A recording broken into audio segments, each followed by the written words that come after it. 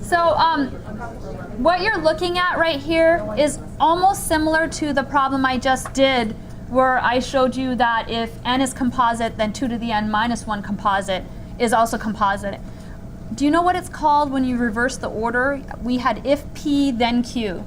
Now I have if q, then p. Converse. The converse. So just because a statement is true in one direction doesn't necessarily mean the statement is true in the other direction. So if it's raining, then the streets are wet. If the streets are wet, it's not necessarily true that it might have been raining. So the converse of that statement is not necessarily true. So what I'd like you to explore, kind of like I explored with, is to look at this problem. Figure out if it's true or not. Play around. Free play with math. Yes, so work in a group. Shake out those Mondays.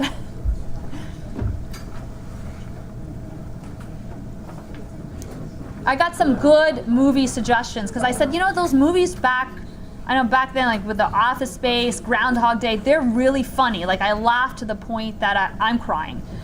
I can't find a movie that makes me laugh that hard. I mean, I have movies that I look at, like Talladega Nights, that make me laugh a little at some points. But when the cougar went in the car, I laughed. But nothing like Office Space, which is hilarious all the way through, or Opportunity Knocks, by the way, that's a hilarious movie. Yeah, that's one I weep at the end of it because it's so funny. So let me know if you have a suggestion of something that is as funny as those older movies. Planes, Trains, and Automobiles, hilarious.